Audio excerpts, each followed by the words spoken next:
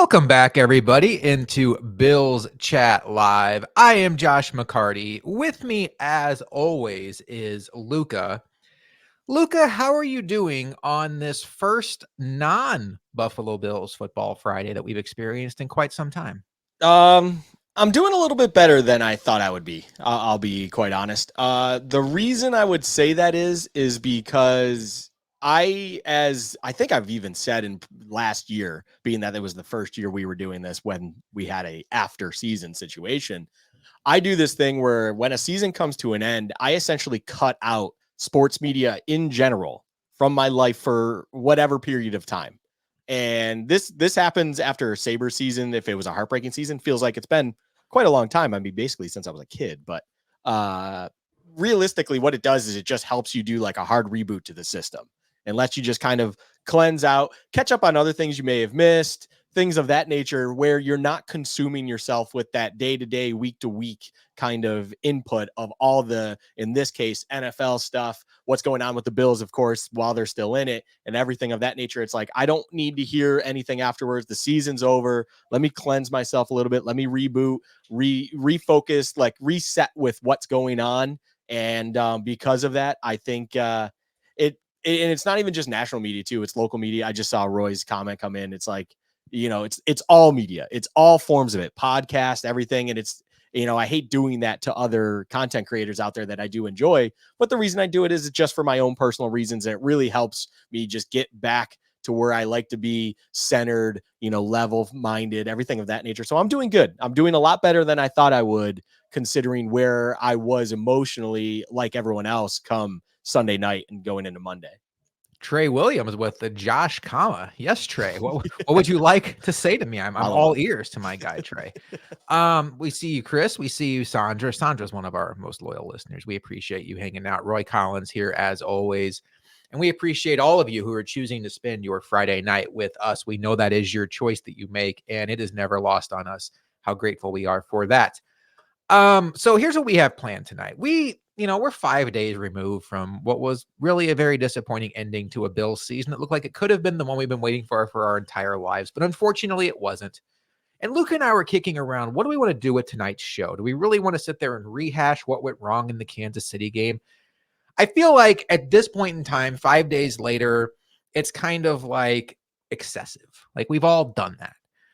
Luca and I wanted to more so spin it forward while also looking back. We want to reflect on this 2023-2024 season, talk about some of our favorite memories. We're going to hand out some awards tonight. Who's the MVP of the season not named Josh Allen? Who's the most disappointing player? Who's the most improved player? Favorite moment, least favorite moment. We do have some coordinator news to talk about. We're going to give our opinions on whether the Bills should hire a defensive coordinator. There's some names already kicked around for offensive coordinator. We're going to get into all of that tonight. And then we're just going to kind of take the temperature and we want to see what everybody's thinking in chat. How are you doing? And Luca, where I want to start this show off, it's kind of an open-ended question. I'd love to hear some response from chat. How are you going to remember this 2023-2024 Buffalo Bills season? Because there's a segment of fans, and I respect all of them, that are in a Super Bowl or bust mindset. It's either you do or you don't do, and the Bills didn't do. So in that sense, there's a segment of fans that'll view this season as a failure. And I'm not there, but I am just curious when the dust settles, we're still kind of fresh here. How will the 2023-2024 Buffalo Bills season be remembered in your mind? Overall, in a simple way, it's a disappointment, for sure. I will say it's not one where I'm truly in a, do or bust, boom or bust, Super Bowl bust, whatever you want to call it.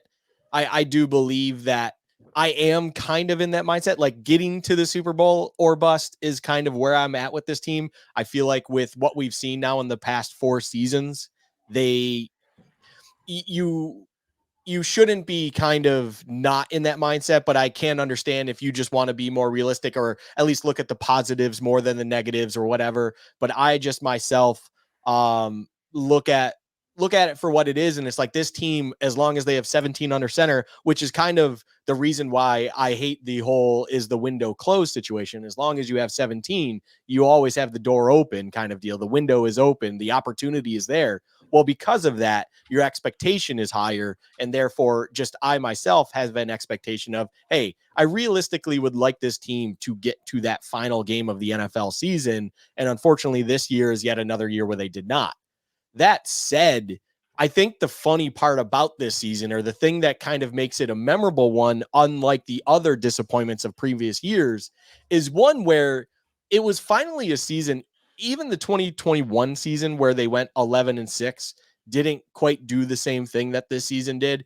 And this one just had higher highs and lower lows where it was a true roller coaster of a situation in a season. And on top of it, it was a season where a lot of question about Josh Allen was brought into the equation, which him himself, the Josh Allen experience, quote unquote, is a true high of high, low of lows. So everything kind of matched in that variety where I look at this as the Josh Allen experience season. That's what this season will be remembered as for me because of those peaks and valleys that were experienced throughout the entirety of the season. And it's just one of those ones where overall it's a disappointment.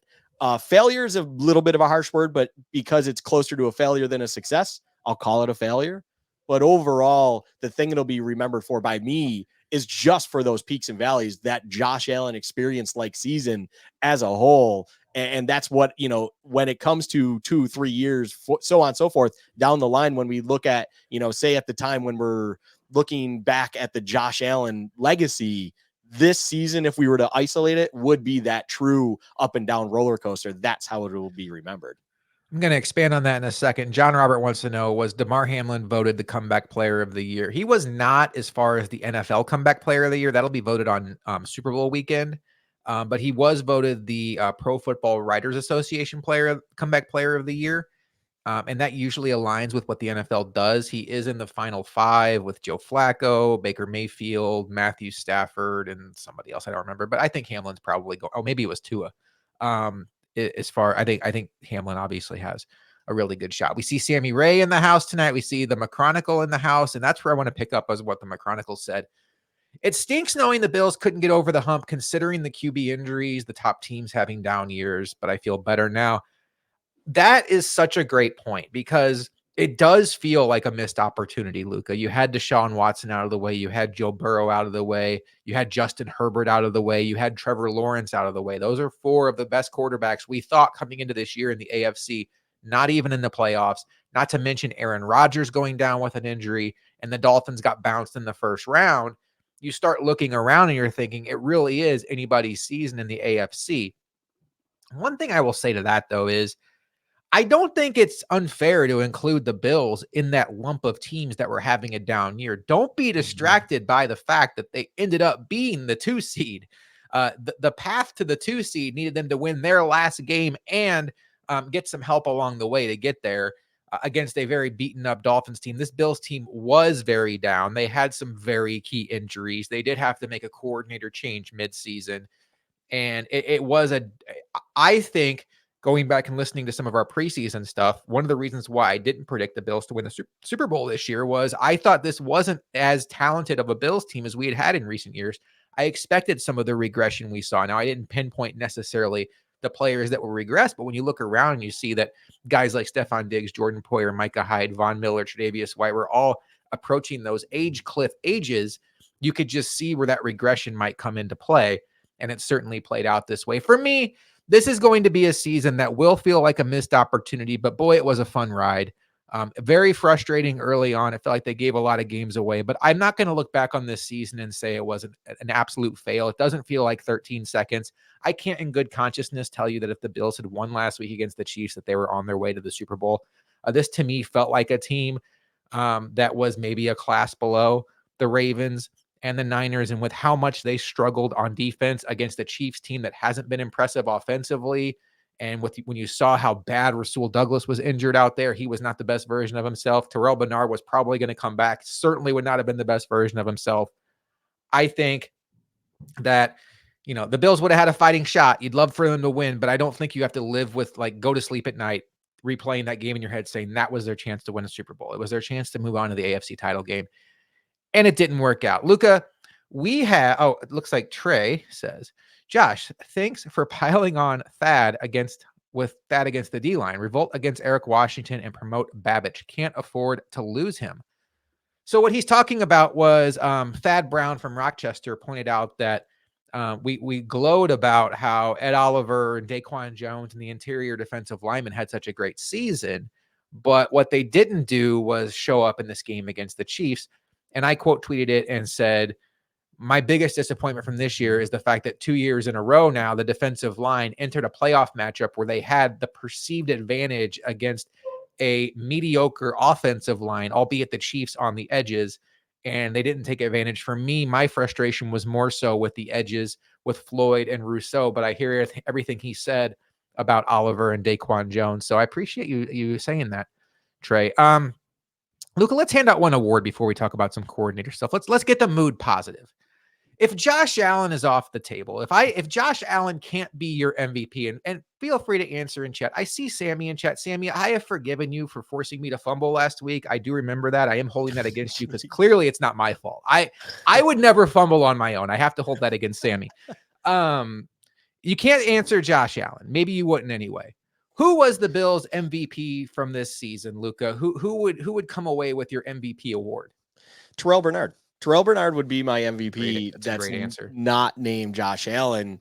And I think there's a couple options here to be had if we're trying to get the mood positive here. I even have kind of notable others, I will say, listed. So we could even go through just other recognizable names or ones we'd like to recognize for that, potentially that. And one that's eye-popping, but as my number 2. But my number 1's Terrell Bernard because going into the year, we have it documented, Josh. Both you and I were very worried about the world that we would be in if Terrell Bernard got the green dot and became the Mike.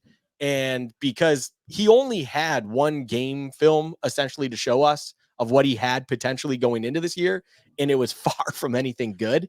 But somehow, some way, an entire NFL offseason, kind of the tutelage of McDermott, and then even without all of preseason action, he comes in and he really solidified himself in that Mike spot, and he was phenomenal throughout the entire year. And even with a Matt Milano injury, which you could totally understand if there was a drop off in his play, there was none. He was still a dog at that Mike position. He was still essential to how the defense ran itself. And realistically, the defense wouldn't be nearly as good as it was if it wasn't for him.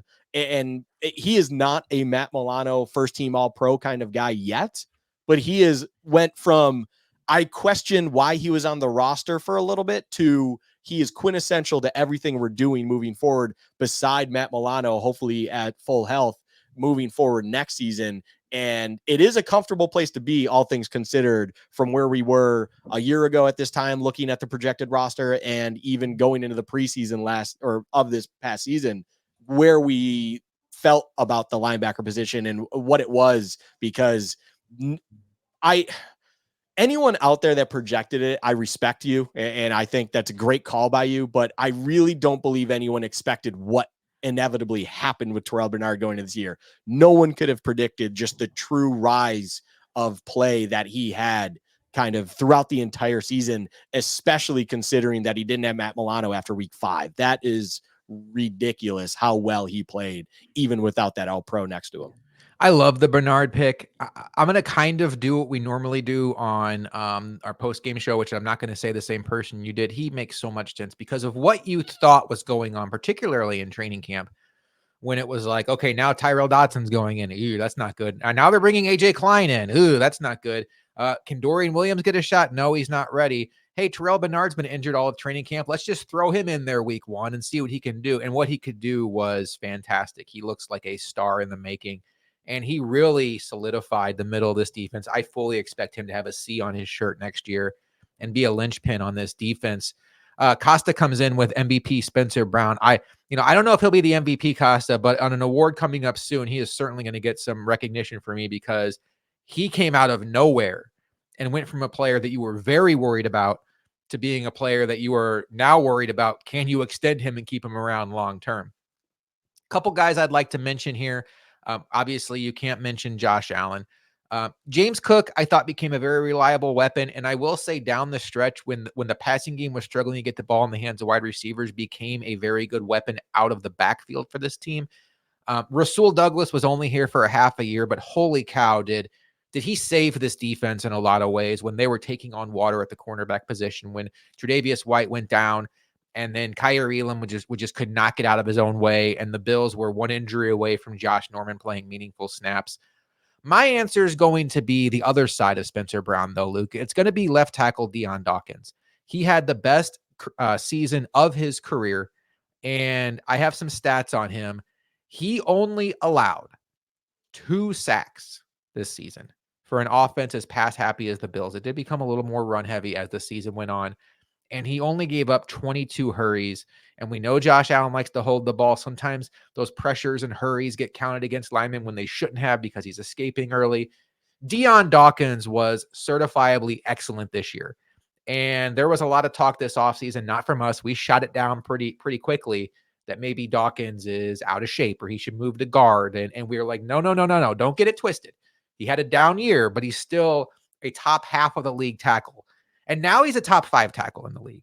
He's 29 years old. He's going into a contract year. He's absolutely going to get an extension this offseason. As Luka and I go into this offseason, we'll explain to you some of the stuff the Bills have to do to get under the salary cap. One of those is extending Dion Dawkins, where you can reshape the contract and push some of the money down the line. Dawkins is going to be Josh Allen's blindside protector for the foreseeable future, and I am totally okay with that. John Roberts says Khalil Shakir offensive MVP. John Roberts says Tremaine who? And Costa said, my bad, I was thinking unsung heroes. We'll go there next. One of the unsung heroes on the Bills coaching staff, Luka, was Bobby Babich, the linebacker coach. And the Bills decided this season in 2023 to not have a defensive coordinator. Sean McDermott decided to call plays and have the role of defensive coordinator and head coach. What's going on now is a lot of us assume that McDermott is going to name a defensive coordinator. I want to get your opinion on that in a second, but Bobby Babich is a rising star in this league. There are now 3 teams with reported interest in him as being their defensive coordinator: the New York Giants, the Miami Dolphins, and the Green Bay Packers. If you're not as familiar, and that's fine, people don't necessarily have to track the position coaches to be a true fan, but Bobby Babich was the linebacker coach. He gets a lot of credit for Terrell Bernard's growth, Tremaine Edmonds' growth, Matt Milano's growth, and then he was the safeties coach when Poyer and Hyde were really taking off. So you can just see wherever he goes, players tend to play their best. Luka, I guess it's kind of a 2-part question, and I think we both kind of voiced our concerns on McDermott being the defensive coordinator next year. Do you expect McDermott to name a defensive coordinator? And 2, if he does and does from within, would you expect Bobby Babich to be the next man up? I will say other names in consideration would be Eric Washington, who is an assistant head coach on the team and spoke on coordinator day at press conferences when Ken Dorsey / Joe Brady would speak. Eric Washington would come out and speak for the defense. He has experience being a coordinator in Carolina. He's another guy in the mix. And then Al Holcomb's the guy that has experience also. I think it'd be one of those 3. What kind of fear bunker are you living in right now that Bobby Babich could leave? Fear factor is a strong phrase. I'll put it that way. Just what do I think the expectation of is for Babich? I kind of do see Babich. I don't want to see Babich leave because the point you brought up is a great one on him. Everything he touches seems to turn to gold. Those kinds of people are the individual. Like some people just have quote unquote it, and he clearly has it. Like there are people in all of sports and all the world that somehow just have it, where they just have that touch. They have an understanding of whatever it is they do, and success follows them. He is clearly one of those guys. The unfortunate thing for the Bills is I think the way McDermott runs things, the way they run their organization, we'll call it, with McDermott and Bean, is loyalty is something they like to kind of lean on a little bit, and you earn your spot. Eric Washington seems to be the next man up in this scenario in my eyes.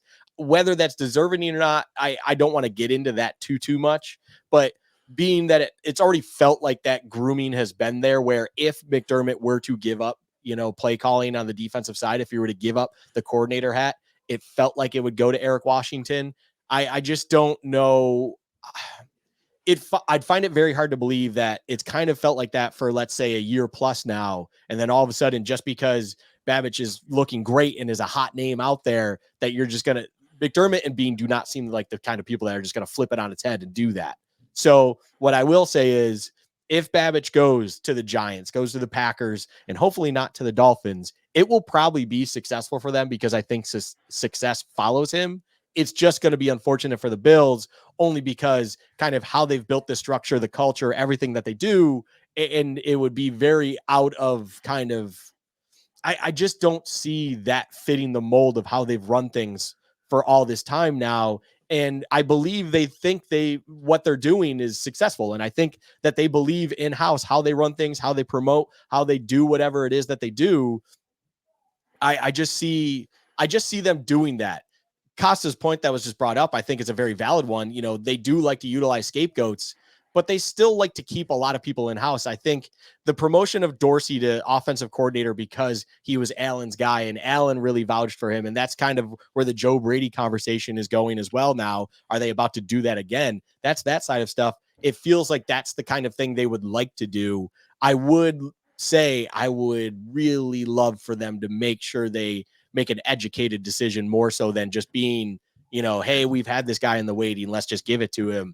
Make sure they interview, maybe even pull in a couple out of house individuals that they like or have had their eyes on and see what it is. Overall, to answer, do I expect McDermott to take off the DC hat? I would like him to. And it seems like comments that he's saying, maybe he felt like it's a lot and hopefully he does. In my eyes, I would like him to, but then overall, where I see it going, I would say the leader in the clubhouse is Eric Washington. I would just like them to make a more educated decision than that one would seem like.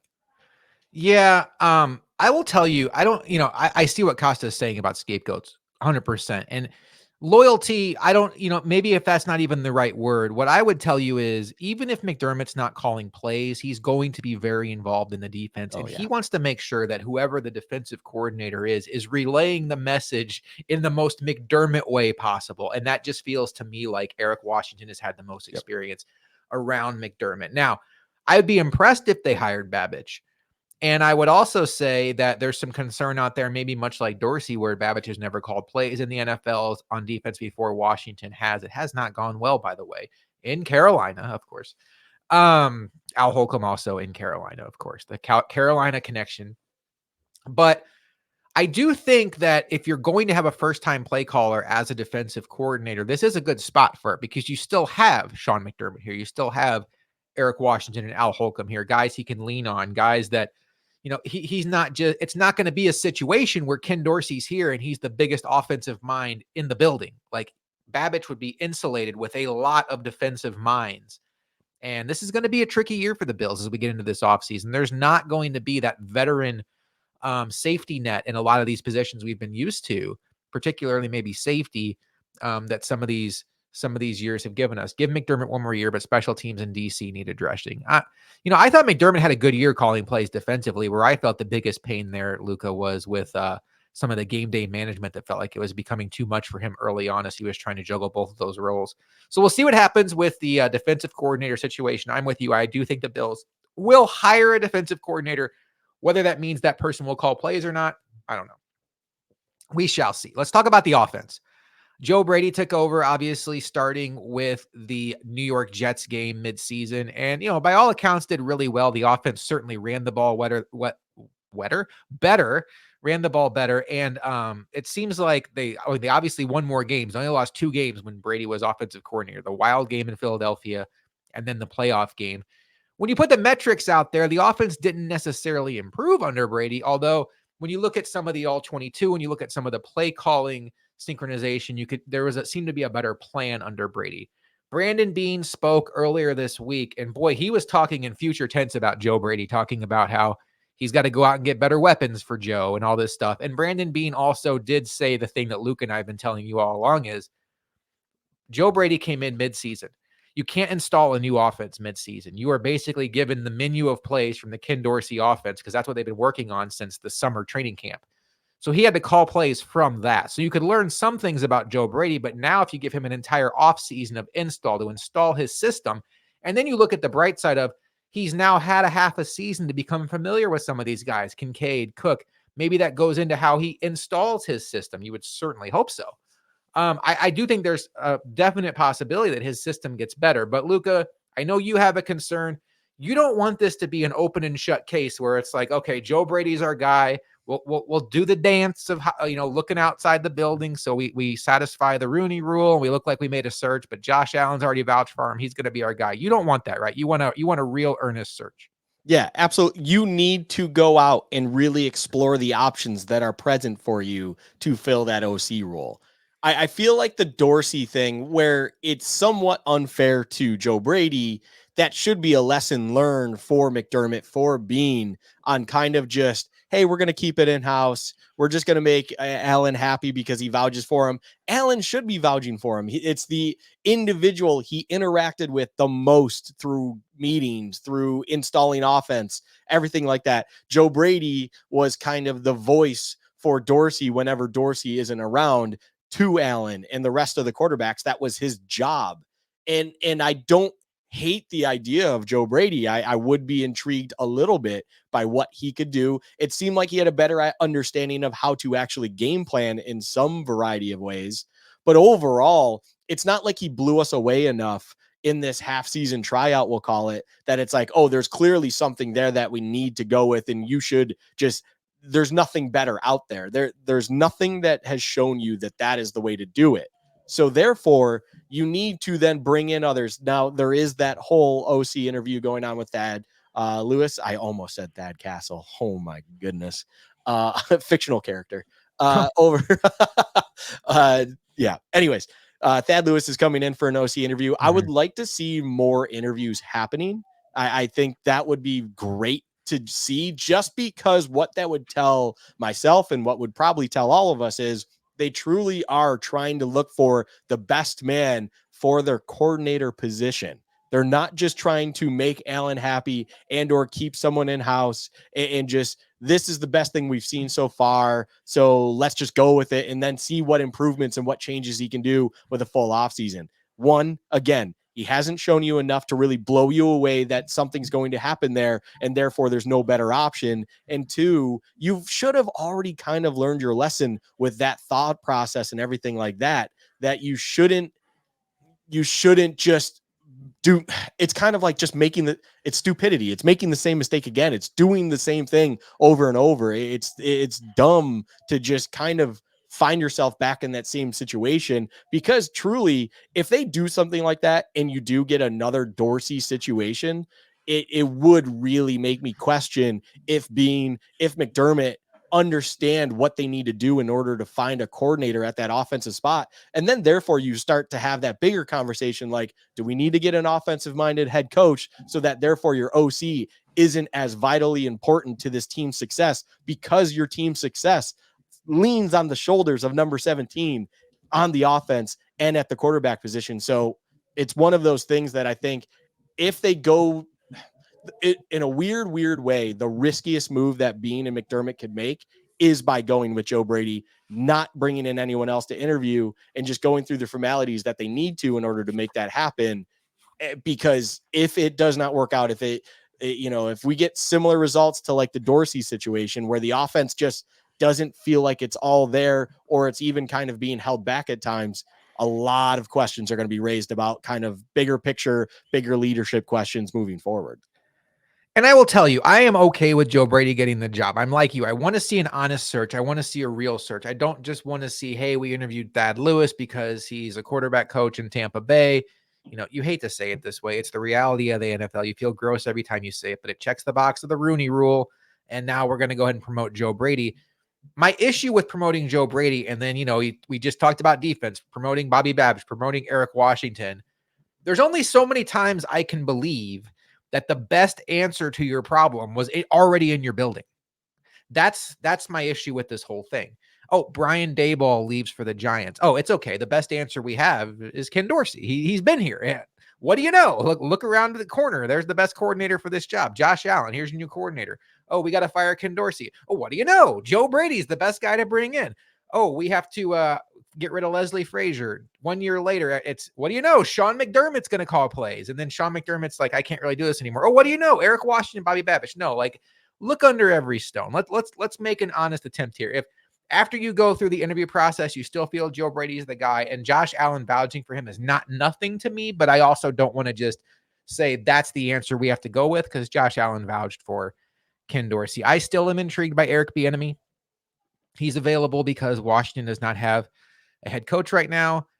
And for whatever reason, Eric Bieniemy is apparently unhireable as a head coach in the NFL. I don't know what the reason is.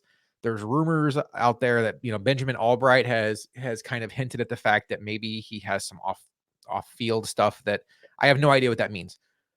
What I will tell you, this treadmill the Bills are on with having a defensive head coach. We saw it with Brian Daboll. You get a good offensive coordinator. He's here for a couple years, has a couple years of success. He's gone. Ken Dorsey, the direct opposite. It's like your quarterback's Josh Allen. Unless you're great, you're gone.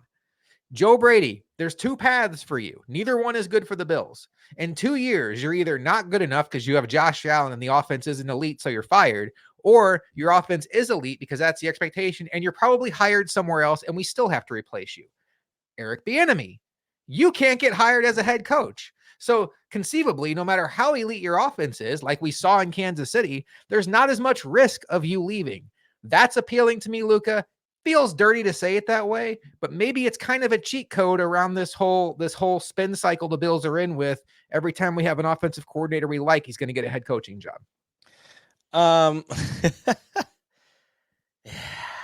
Yeah, it's. Can I address something real quick, Jim Graham? Yeah. I was not bashing the rule. The Rooney Rule is a great rule because it's helping folks get opportunities that, for whatever reason, the good old boys club of the NFL was not giving them.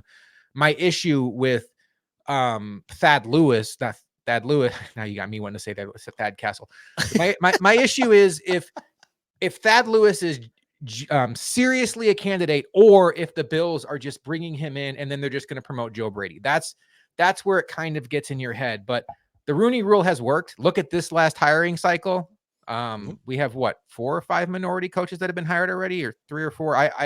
I've been kind of tuned out, but I know Raheem Morris, but I know I just kicked you a point. Jim Graham, nothing wrong with the rule. My issue is how some teams utilize the rule just to check a box instead of honestly interviewing these guys.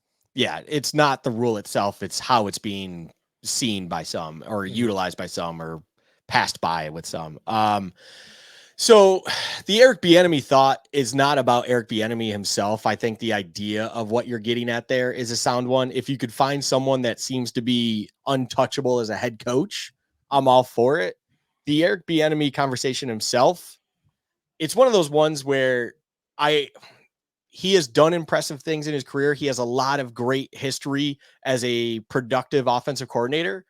The thing we saw in Washington this year brings up a little bit of question in me, only because there were some highs of that offense, but there were also some very bad lows. Whether that was his fault or not, I'm not entirely sure. I didn't watch, I will admit, I didn't watch too much Washington Commanders football. I'll be quite honest. The only thing I watched them for was a lot of overs, because they had a defense with a lot of holes and they had an offense that liked to throw it around. It was an over betting style team. But overall, it's one of those ones where I wouldn't mind the hire of Eric Bieniemy for the mindset of at least they're really trying something different with somewhat of proven success. That's kind of where my head's with that Eric Bieniemy. If I saw Eric Bieniemy hired because of that, I'd be like, okay, they're really trying to throw something else at this job, at this position that they know has proven to be successful elsewhere. And now they want to see that success here in-house. And I would commend them for that. Whether he's the guy that will do that for them or not, that's a whole nother discussion. I wouldn't hate it. I really, really wouldn't. But if they brought in Eric Bieniemy to interview and stuff like that, that would be just, I would be ecstatic about that, because they are at least taking this seriously. All right, let's give out another award. Let's turn the mood around, Luke. I feel like it's got a little negative. Let's inject some positivity in this chat. Who was the most disappointing player for the Bills this year? I almost feel like we should say, and you can't vote for Von Miller, because much like Josh Allen, I mean, do you want to just do that? Because I feel like we would just both go on for Von Miller. And I do feel like, because of the off-field situation, which neither one of us really have much to say about because we don't know the details. If it's as serious as it sounds, holy cow, he deserves to go away. But I feel like Von Miller did not get the same benefit of the doubt that Tre'Davious White got 2 years ago coming off of the ACL. Because he came back early, people expected him to hit the ground running. I do think there is at least a path that Von Miller comes back next year, and while he may not be that all-pro level, is at least a good enough player that you don't feel like he's a liability out there. But for the sake of this conversation, let's talk about the most disappointing player for the Buffalo Bills this season. And Luka, there's a lot of ways you could take this. I see a lot of digs coming up in chat. We had a question about trading digs earlier, but Costa with a good one. Kyer Elam, that's another really good one. There's some good candidates here. Who gets your vote, Luka, for the most disappointing Bill of this season? I think Roy Collins sees my notes. The guy I had underneath Von Miller was Groot, unfortunately. It's really close. I think that next group for me is extremely close. So I don't throw Elam in there only because he's a second-year guy where his first year was already kind of a disaster. Bad Castle for OC. Yeah. Well, he's a fictional linebacker, so we'd see how that one goes. He would at least motivate the guys. So overall, though, the reason I go with Groot is because I think the expectations were the highest for Groot when it came to going into the year. I truly think I wasn't alone in hoping that what we've been seeing out of Russo was that he would take another step forward and truly become kind of a 1B, 1A edge, whatever he needed to be in a certain situation, where then you could rotate on the other side and let a Leonard Floyd, flourish, and or an AJ Epinesa and stuff like that. And whereas the person opposite of Groot actually pretty much did have a great year, he just kind of remained exactly the same. And it's one of those ones where now I think it's officially like, I don't think he's played bad. It's just he's not taking that yet another step forward to the point where I'm just disappointed in it because of what his ceiling still feels like it could be. Is it just blooming later and later just because of his age or something else going on? We don't know. But overall, I just think the expectations I had and others had for him going into it, he just didn't come close to that. And therefore, even though he was still, you still start Groot, he's still an all around really solid edge defender for you, but he didn't explode. He didn't really kind of take over games much at all like you would like to see him do now starting in this point of his career. So kind of Rousseau, unfortunately, is the next man up in my disappointing player category, just under Von Miller. Interesting. He would not have been on my list, but I hear everything you're saying. There's a few guys I'd like to name that aren't going to be it. Some have been named in chat. Kyer Elam, he deserves some conversation here. I mean, second year, can't even get a jersey on game day. That's tough, but he made a play in a playoff game, and I still have hope for him. And I will tell you, one of my lessons I learned this year for myself as somebody who analyzes this stuff is not to give up on players too early, because we saw some growth out of some guys that I had kind of given up on, like a Spencer Brown, like even an Ed Oliver in a lot of ways. I think you can mention Gabe Davis here. There were so many disappearing acts with Gabe Davis this season and just not the consistent player. But I will tell you, for you to disappoint me, I have to have expectations for you. And I didn't have a ton of expectations for Gabe Davis. I've kind of thought that's who he was. Now, this was an extreme version of who he was. I didn't expect him to pile up the zeros. But I will say that I'm not going to go this way either. And then Stephon Diggs. I had his game log up. He hadn't had a 100-yard game since that Miami game. Oh, no, since the Giants game. It was October. And now, when you look back on the games that Diggs has been on the Bills and they've been eliminated, he has basically disappeared in those games. And I will say, a lot of us have a bad taste in our mouth for how the season ended, the catch that Diggs didn't make against the Chiefs, the visual of Diggs showing up Josh Allen on the sideline against the Bengals and then spending an entire offseason either being cryptic or not talking, leaving Josh Allen to speak about it. Not cool. Not speaking to the media after the game. Not cool. Like, you're a team leader. You dropped the ball, literally. Go speak. But he didn't. But he's not going to get my vote either. But I understand everybody getting early at getting mad at Diggs. Costa brings up another one. Tyler Bass had a down year, had a couple misses in the playoffs. I don't know that having a kicker is where I wanted to go here, but I thought about it. I'm going to go Dawson Knox. And here's why. We spent all offseason from the day the draft ended until the season started glowing about this 12 personnel, Luka, about how dangerous the Bills were going to be in 12 personnel. And we just assumed that Dalton Kincaid would hit the ground running as a rookie and would be an impact player. And guess what? We were right. He is an impact player. But the issue is the other tight end did nothing. His longest catch of the year, Luka, let me find this here. His longest catch of the year was 17 yards. I have Deion Dawkins' page up. That's not true. There we go. 17 yards, Dawson Knox. He finished the year with 22 catches and less than 200 yards receiving. He was not a vertical threat. He was not a downfield threat. So now you're telling me that, and then you heard Brandon Beane say, oh, Dawson Knox really improved as a blocker. Great. You're paying him 8 figures a season. I needed Dawson Knox to continue to be a very good, not great, but very good tight end. There was a point in Dawson Knox's career where I was like, okay, he's not Travis Kelce. He's not George Kittle. He's not this new shiny Kyle Pitts that came into the league, but he's kind of in that next tier. Like maybe he could be Dallas Goedert. And those days feel over. It feels like there's already 25 better tight ends in the league than Dawson Knox, including the guy that's on his team. And right now, Dawson Knox just feels in the way. It feels like Dalton Kincaid shined when Dawson Knox was gone. You could get Kincaid and Shakir on the field at the same time. And it feels like as long as Dawson Knox is on this team, he's going to continue to be in the way because you're going to feel obligated to give him his turn and his reps. And you're not always going to be in 12 personnel. So it's going to lead to Kincaid being off the field. I hope Dawson Knox can turn it around. We certainly know about the personal struggles he went through last year with his brother. That is tragic. Hopefully he has a big year next year. Maybe he's motivated. Maybe he was more hurt than he let on.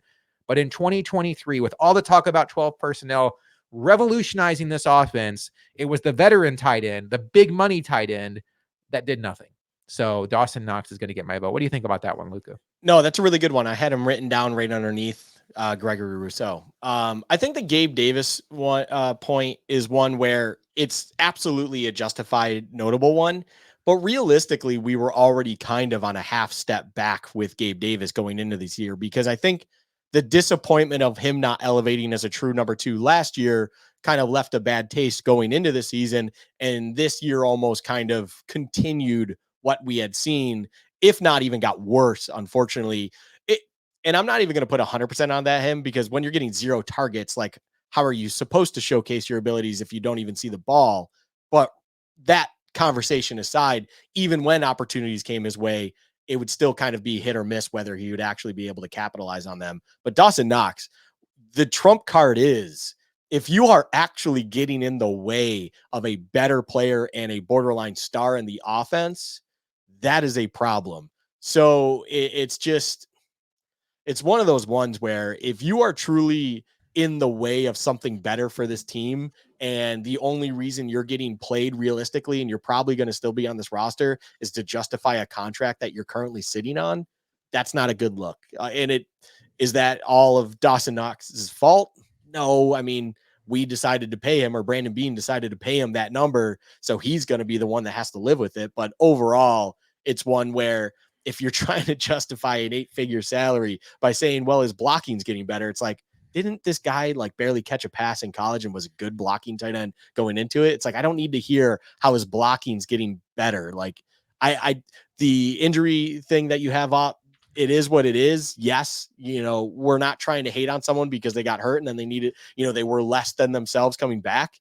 But the overall picture, the thing you said that kind of sticks the most is, he was best for this team when hurt, because the better option in his position was able to shine and be used fully in Dalton Kincaid. Yeah, and I get where Costa's coming from. Now, Costa's a friend, so I know he's also just busting my chops. But this whole thing about Jonnu Smith, my issue is the 12 personnel was really supposed to stress defenses, and it's like, oh, you want to line up in base. Now, good luck having linebackers cover these tight ends that are too fast for linebackers. Or you want to line up in nickel, that's where we're going to run it down your throat. And I that's where Dawson Knox just never became that mismatch. And hopefully, to I believe it was Marianne's point, hopefully it was the wrist injury that really slowed him down. That's a great point, Marianne. And hopefully next season he has a chance to really expand on that. Do you think Gabe has the capability to have a 1,000-yard season if he actually got the targets? Well, let's both take a stab at that one, Luke. Yeah, I think so. I think in the NFL, targets are everything. So I think if Gabe Davis were to go to a team that didn't have a lot at wide receiver, and maybe not the most impressive wide receiver group, and he warranted 1,000 targets just based on what was around him, yeah, I think he could compile 1,000 yards. My issue with Gabe Davis is he doesn't run the full route tree. He's not efficient with his hands. And intermediate and short, he just does not beat NFL coverage consistently enough to warrant that target share. That's why, to me, he's always going to be better off as a 3 or a 4 as a change of pace weapon in your offense, as opposed to an every down offensive weapon. But no, I do think in the right situation, or maybe in a bad situation, he could be like a 1,000-yard receiver by default. But I don't think, Luka, that Gabe Davis is somebody that if the Bills move on from, which I expect them to do, that they're going to really miss him next year. No, Gabe Davis is one of those players for the Bills where whether it's his fault or not, why he's not getting the targets or the opportunities to showcase himself is not the conversation here. It's just there hasn't been enough value in the opportunities he's shown, other than maybe a flash in the pan game or just big games where he has stepped up, that it's like, hey, we can just kind of let him hit the open market and get kind of the same thing we had with Gabe in the draft and do it all over again with a much better wage controlled situation that realistically the Bills need to find themselves in for years to come now, with what they're looking at cap wise and the numbers that are about to hit with Allen's contract, so on and so forth. So it's not an entire Gabe Davis conversation on why they're moving on from him. It's just he hasn't done anything to justify bringing him back, or that he will be able to step up and be a big time player worth the money, as much as it also is, look, you just need to fill the roster spots with draft picks and other things. And you can probably get someone as impactful, if not potentially hit the lottery and get something better in the draft that is at a much less number than what you would have for Gabe Davis as he's hitting the open market this year. All right, Luka, let's move on to the next one. And I got a little Ooh, fancy banner here. Look at me knowing how to do stuff. wow. Let's talk about something positive. There were a lot of cool moments in this season, a lot of disappointing moments in this season. But if I told you to pick one favorite moment from this 2023-2024 Bills season, what stands out in your brain? So this is I don't know how out of pocket or left field this will be. But this is a question to me, right? This is my Yeah. answer to this. Yeah. And I will say the happiest moment of this Bill season to me actually occurred while I was on a flight heading back to North America on Halloween Day and looking at my phone and reading a text that literally said, the Bills just traded for Rasul Douglas. That is the happiest moment I had this season. One, as an individual fan of Rasul Douglas for years now, as the Cardinals unfortunately let him just walk to the Packers, even though you kind of saw him in flashes in the preseason and stuff, and then they just wouldn't promote him, even though they had the likes of what they had at corner. Man, that was an interesting thing. But then he really shined with the Packers and became this real solid boundary corner for them.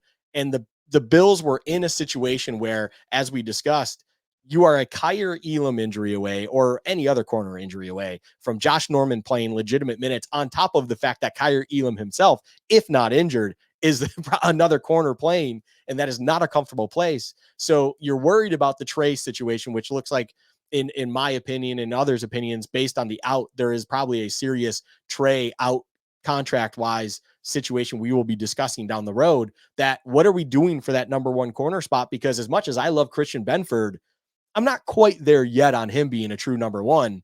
Well, McDermott and the Bills just all of a sudden going and trading for Rasul Douglas, trading for Rasul Douglas, and kind of showing everyone and all of us that they understood the situation in front of them, and they went and got a guy who perfectly fit what McDermott wants to do on defense, and actually got better at the boundary corner position by doing so for the next few years. It's not just a kind of one season rental situation. That was by far my favorite moment, because not only did it help kind of project the team back into or propel the team back into a position to get that 2 seed, but on top of it, they now have legitimate corner depth going into the next years, where the questions were definitely there, even with Trey White, if he didn't get hurt. I love that pick. Does this look as ridiculous as I feel it does that I'm drinking It out looks of a kind of gallon? ridiculous. Because Every once in a while, I'm wondering if yeah, you're just drinking like one of those gas station, colored flavored drinks, like Yeah. just sugar water. But So no, I'm trying to get my water right. Nobody cares about that. But like I came down for the show and I was like, on the show is a great time to just get some water in because my throat's always dry because I'm talking a lot. And I just brought this down. I'm like, I feel like one of those gym bros that like carries around the big old gallon of water just to like show off to the world that I'm drinking water. Like, hey, look at me with my gallon. I don't know why I went with that accent there. Good notes in chat here. I will tell you my favorite moment, and a lot of it was become, and we, you know what, Ben Drips, that's a great question. We will get to that right next. That's a great question about Leonard Floyd. Favorite moment is not only because of how it made me feel live, but because of some of the subsequent video that came out after. Deontay Hardy's punt return touchdown against Miami week 18. That entire day was a moment. Sweating out the Titans and the Jaguars game because that meant that the Bills had life. And then everything that led up to that, and then knowing that game came down to winning the AFC East, because ultimately the Bills didn't win the Super Bowl, but in your heart of hearts and in your mind, you knew they had to win the AFC East to have a real look at it. This team was just not going to go on the road, to Baltimore and then to Kansas City to get to the Super Bowl if they survived Miami in the wild card round. So, the fact that they couldn't get anything going offensively, Deontay Hardy got them tied up with that return. And then some of the videos that came out after of just like the swarm and the wave of Bills fans cheering for that made it look like a home game. And the fact that it was on Hard Knocks, it was pretty cool. So I'm gonna go with Deontay Hardy. I love your Rasul Douglas pick though, because we actually put that feeler out of trade deadline week. We were like, hey, there's a guy to keep an eye on. yeah. Some rumors out there he could be available, and we shall see. Bass has to make that kick period. I'm with you, Mo Brown. Bill's got to figure out what's going on with Bass. He had a down year and he had a bad playoff. He is locked in for next year because of his contract. And you just have to hope this isn't something that carries on, because a lot of times you've seen like kickers are great and they fall off and they never come back. So hopefully it's not the case for old Tyler Bass. I will tell you, I think the Bills lost that game on third down though, because even if Bass makes that kick, I feel like Mahomes would have gone down. Let's talk about this Leonard Floyd question before we give out another award, Luka. Do you think the Bills are going to re-sign Leonard Floyd? I would answer that with a no. He had the best season of his career. He had double-digit sacks. Those guys are hard to find. And just looking back on last year, the reason he was available in May is because he was holding out for the most money possible, and the Bills finally met his salary demands. The Bills are not going to be in position to meet anybody's salary demands this offseason. So unless he comes at a discounted rate, I would expect him to leave, and hopefully he can fit into the compensatory pick formula if he signs a big enough deal elsewhere and help the Bills out. I do think there is a chance the Bills sign AJ Epinesa to a long-term deal, but I am so torn on that, Luka. So I'm going to kick this to you. You can kind of talk about both. My fear with Epinesa is you find yourself in another Dawson Knox situation where you invest a good chunk of money. We're not talking Von Miller money. We're talking like NFL starter money, and a guy that has shown some flashes, but not consistent enough to make you think he's a player you want to invest in and have one of those contracts you're looking at next year. Like, man, we're paying Epinesa $9 million, and next year he's going to be $13 million, and I haven't heard his name called in 4 weeks. That makes me nervous. I'm very curious what Epinesa's market is. If it's down in the 4s or the 5s, sign me up. I think he's a good rotational guy. He's a good culture guy. He's a guy they've grown. If he gets paid, and that edge is a position that guys just get paid, I think there's a chance Epinesa prices himself out and they're without Floyd or Epinesa. What do you think, Luka? Yeah, I think the AJ Epinesa emergence, we'll call it, this season, and I think he did take kind of a sizable step forward in his own individual career development, raises the question on what you truly do with that depth edge situation. You bringing up this Costa comment, I don't know whether he did say that or not. I don't know that myself. If he did, he did. That would be the mindset I would think he's in. Like, he is at a point in his career where he's just going as much as where the money is. He's going to go where he's going to get his bag. He has a Super Bowl in his pocket. I don't know, he's not going to be a Hall of Fame guy. His motivation in my eyes should even be just go capitalize on your career. This is the time of your life when you have the career that you have, where you just need to capitalize as best you can. You're not going to be getting that in Buffalo. Like that is, I even mentioned, we will be talking at length coming up in this offseason, where it's like cap is a serious problem for the Bills. Maybe not as serious as some people out there like to talk it, but overall it is a problem. And a Leonard Floyd is a luxury signing even at this point for the Bills. How they navigate the AJ Epinesa situation will be very interesting. I don't even know what his market value is. I mean, right now on Spot Track, it says 5.6 annual. That feels about right, I guess. And if that's really the number that it would come down to, I guess it makes sense. But overall, I feel like when you hit the open market, especially for an edge, you're going to flirt with a higher number than that. And like you said, do we really want to get caught in a situation where, yes, he's young and he can still improve and stuff, but are we going to see a rotational edge player getting paid 9, 10, 11 million dollars as the years come? And it's like they disappear 2-3 games, because when you're investing that much money while also on a tight cap, it becomes a very difficult thing to do, where then you need to try to find your way out of it more than anything else. So the AJ Epinesa one is a much more fascinating conversation overall with Leonard Floyd in this particular question. No, I would be shocked if Leonard Floyd returns with the Bills. Whether that's the right decision or not on the field wise, I'm not even sure. But overall, money wise, I don't see that working out, just because it doesn't make sense for either side. Like, he would have to take a serious cut from what he could probably get elsewhere out there in the other 31 teams to stay here in Buffalo. And unless he loved it here, which obviously him making a comment about just going where the money is, that is not the case. So overall, no, I don't expect Floyd back. Edge and draft to save money. They have 10 draft picks. I'm sure they'll draft a defensive lineman or 3. They're down some numbers there. Do you guys think the Madden curse happened to us this season? I don't, Nope. Troy. I don't believe in curses, and I think that Josh Allen had one of the best seasons of his career, and he's in the MVP conversation. I don't think the Madden curse happened to the Bills. Costa says, what do you guys think about Isaiah Simmons? He showed up for the G-Men in a few games. I don't know. I mean, as far as a fit for the Bills, I don't think so. I think the Bills are really set at linebacker, honestly. I think it's going to be Milano and Bernard, and then you're going to have Spector and Dorian Williams coming off the bench. Maybe Tyrell Dodson, if they can get him. What's up? But you move him to safety, a position that he has shown in his athletic career, I'll call it, because I was obviously more in college. Yeah. But he has played the safety position, and if McDermott liked him athletically for safety, maybe, but that's still a stretch in my mind. I will just say. If you like Travis Kelce running wide open in your end zone, let's try Isaiah Simmons at safety. Yeah. Speaking of Travis Kelce running wide open in your end zone, Luka, let's talk about now. We're going to end with most improved player. We want to end on a good note, but let's talk about our least favorite moment of the 2023-2024 Bills season. Let me know what your vote is. I am going to personally refrain from mentioning anything from this Chiefs game, because it's so easy to do. There's so many. The Travis Kelce touchdown, the fake punt that was like, what are you doing? And then the way the whole end of the game played out. I'm gonna focus more on the regular season. Luka, what stands out to you as your least favorite moment of the 2023-2024 regular season? Leaving Highmark Stadium after the Denver game. I mean, it is so easy for me to go there. I mean, I tweeted it out from I don't tweet a lot, just strictly from my personal account. And that was one where I even took the time to go to my personal account and tweet that it legitimately felt like a funeral, and it felt like the death of a team, of whatever was going. It was insane, the vibes and everything. You have 12 men and screw that up, all of that. Like, that game, it's been a long time since we felt a low like that as Bills fans and stuff.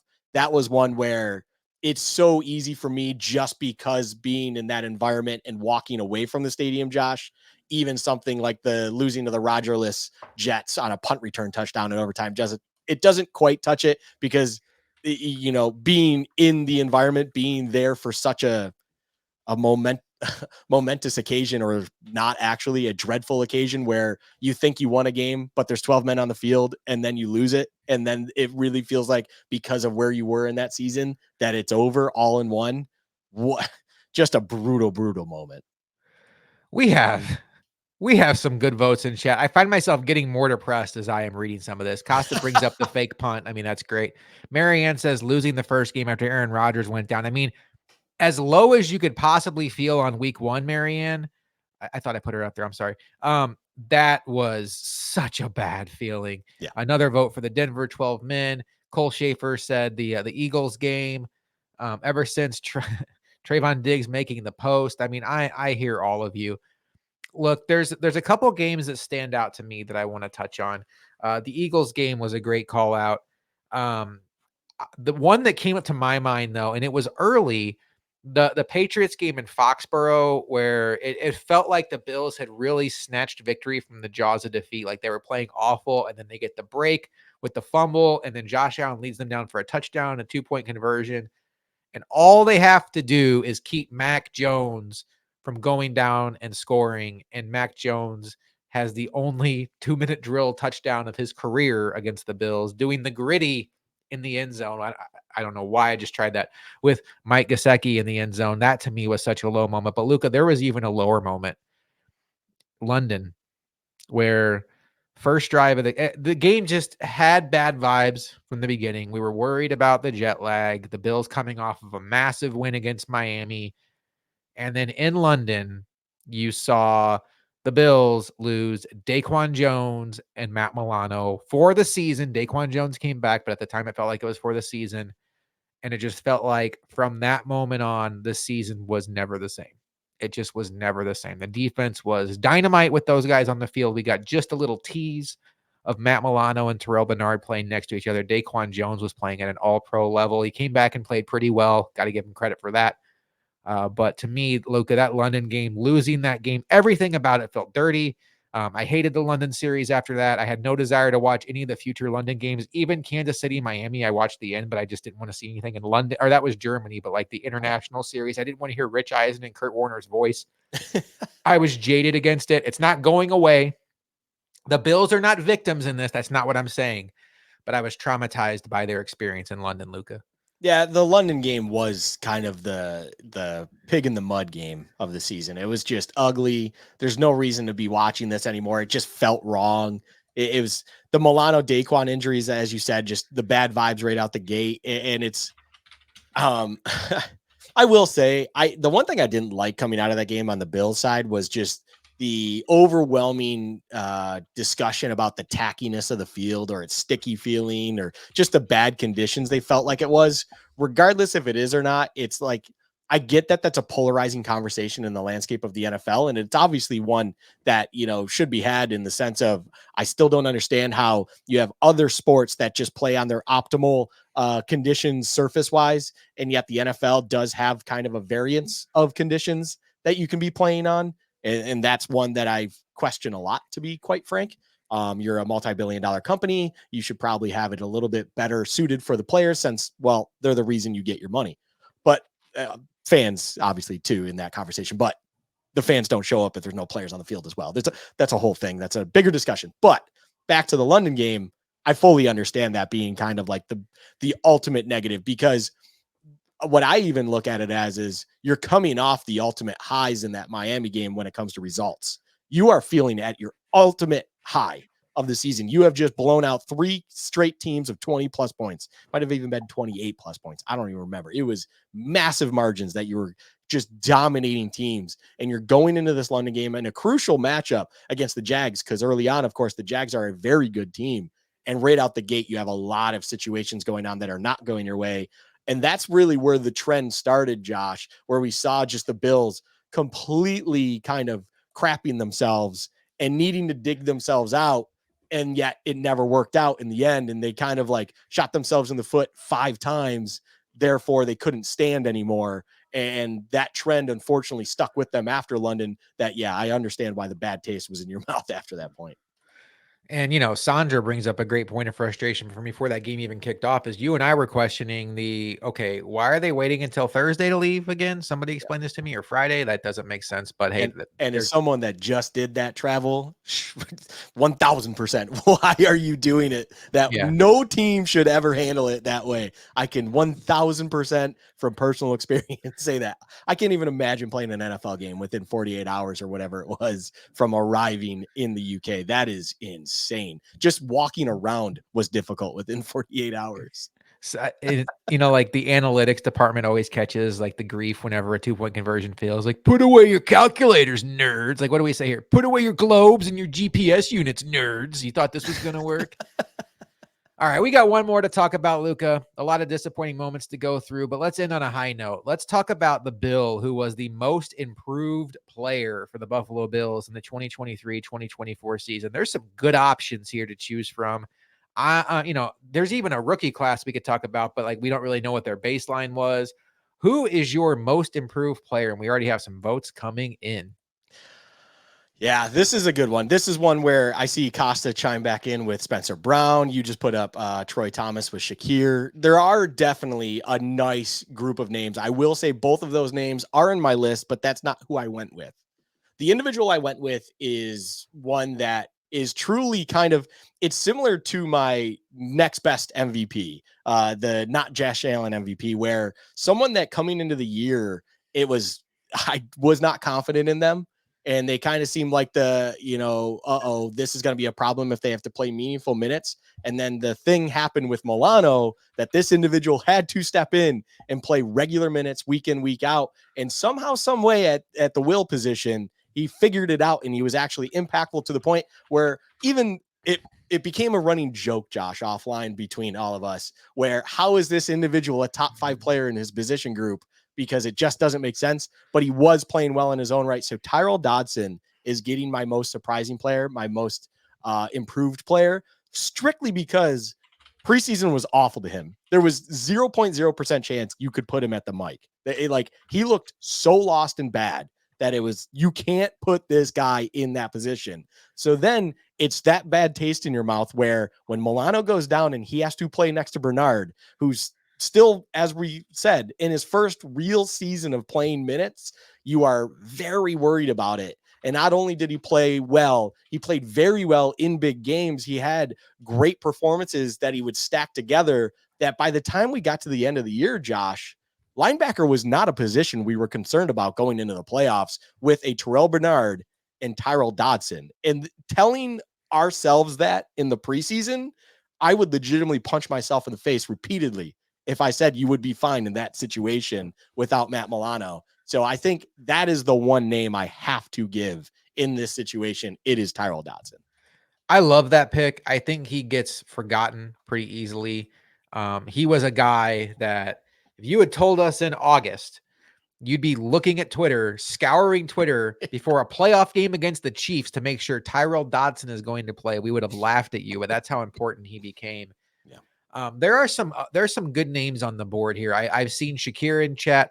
I'm not going with Khalil Shakir, and this isn't a knock on him. I think he's certainly in the conversation. Luka, I have this funny feeling. Now, I think Khalil Shakir is a fun player. I think he's going to be a good player for the Bills going forward, a very useful player. I don't want anybody to misinterpret this.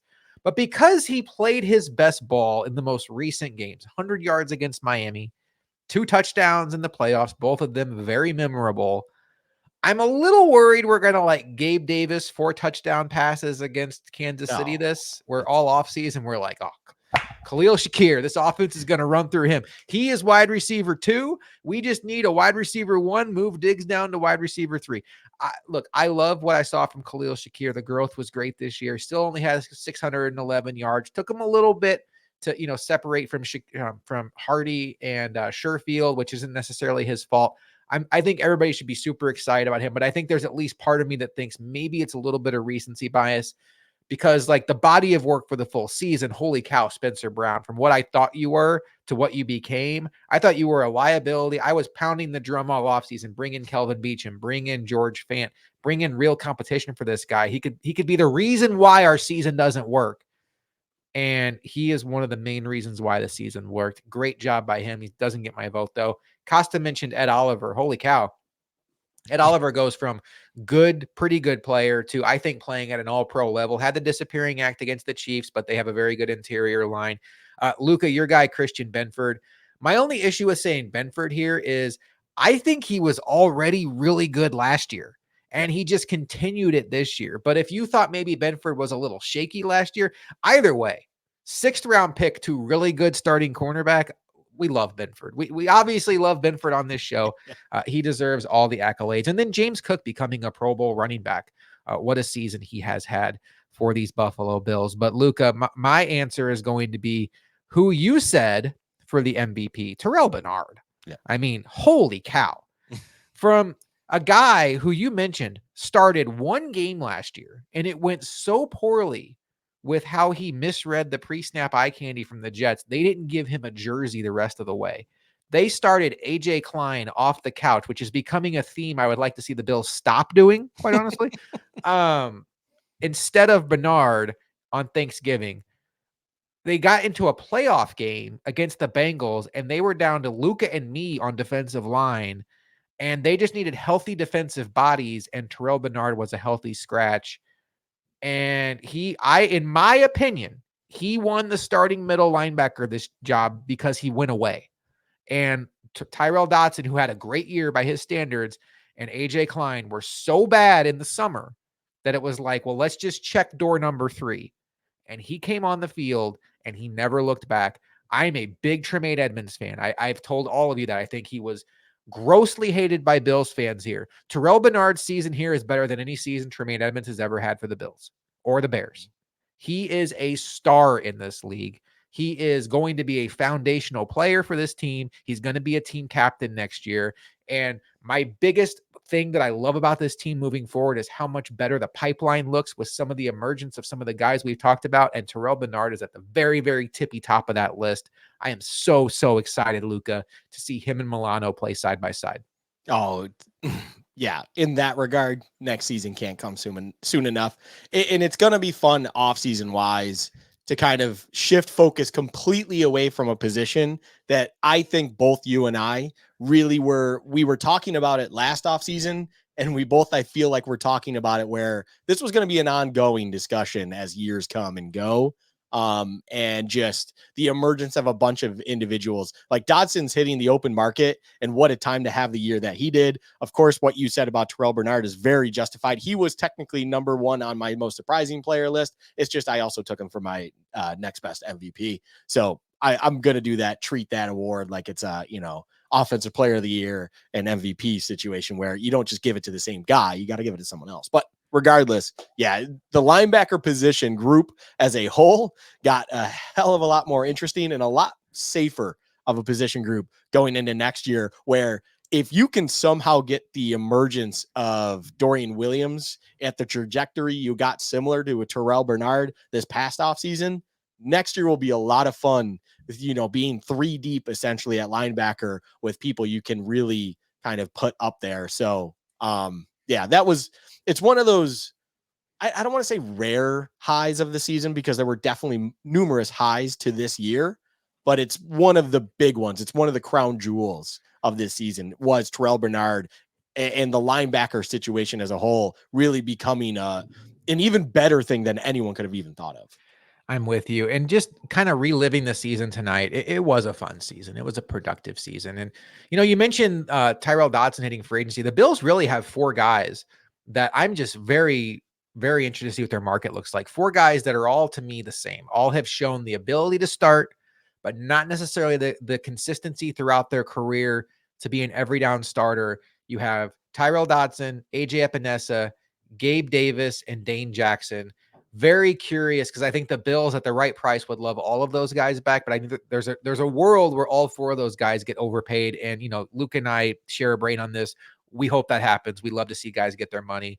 That's what it's all about for them. So if those guys leave, all the best to them, and hopefully the Bills can get some comp picks. Well, Luka, we have made it to the end of our show, and that will wrap up season 2 of us on Built in Buffalo. We joined this brand last year, midway through. We've been doing the live show ever since. It's been a blast. Some of you have been hanging with us, like Roy Collins and Costa. You've been here the entire time, and we just can't thank you guys enough for hanging with us here on Friday nights. And then, those of you that also check out our Monday podcasts and all of that, we really appreciate you. Luka, when we started this podcast thing, we're confident in ourselves. We're confident in our ability to talk about this team, but being here, doing a Friday night show, getting to interact with some of these cool people that we get to on a weekly basis. Me doing the halftime show this year was a lot of fun. I really enjoyed that. I got some great feedback on that. You doing Sabres chat, I know that taps into another level of your life that you get to really speak on. I'm not going to speak for you, but you get to kind of vent on them and feel better about it. It's been a really cool ride. Yeah, this has been a fun year. I mean, it keeps ending a little bit shorter than we wanted to. I mean, I think we can both agree on that one. But overall, yeah, we love what we do, everything like that. Yeah, I figured that hold that L from Manuel was in there. You know, whatever. Manuel. Go Appreciate you focus for on the stopping by. Ravens, Manuel. No, appreciate you stopping by, Manuel. Have a good one. Yeah, it's been a fun year and everything like that. We look forward to everything in the future, but of course, like this is that moment to just say thank you. Thank you for following along. We always appreciate it. I know Josh, who primarily runs our Twitter, which I do peek in from time to time and do my own fair share, but Josh loves the interaction. That's what we do it for. We love having our own conversation. It's a lot more fun doing it in front of the camera, in front of a mic, rather than what we used to do just on Discord chats and stuff like that.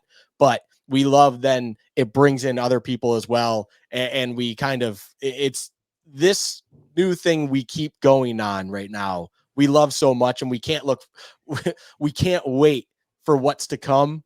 But to wrap up another season of this, season 2, S.2, I have it in all my files. It's a little sad, but we appreciate everyone for kind of following along. We don't know what the future holds. We appreciate the hell out of all of you. We do know that no matter what the future holds, we will not be hard to find. Bill's Chat Pod on Twitter, also Bill's Chat Podcast on Luka. One final time to everybody in chat, everybody except for Manuel. You know, we get it. Your team won. We get it. We get it, Manuel. Leave. Get it. Get out of here. I'm just kidding, Manuel. Thanks for hanging out tonight. You know, good luck. Good luck against the Ravens. Hopefully you guys can pull that off. I don't even know if I mean that. But hey, one last time, all of you that hang out with us on Friday night, all of you that check out any of our content or if you just like a tweet on Twitter, you know, that interaction means the world to us. We appreciate you. And, you know, now that we're in the off season, we're going to kind of take up our off season schedule. Luka and I do not plan to be back until after the Super Bowl. You know, we won't be back next weekend, and then we certainly won't be recording on Super Bowl weekend. And then we'll kind of get it. We'll let you know on Twitter what our off-season schedule looks like, where you'll be able to find us and all that. But again, it was important for both of us just here at the end of season 2 on what could be an off-season of transition for us in a lot of ways, to say one last time, thank you. We appreciate you. And until next time, we will see you on Bill's Chat.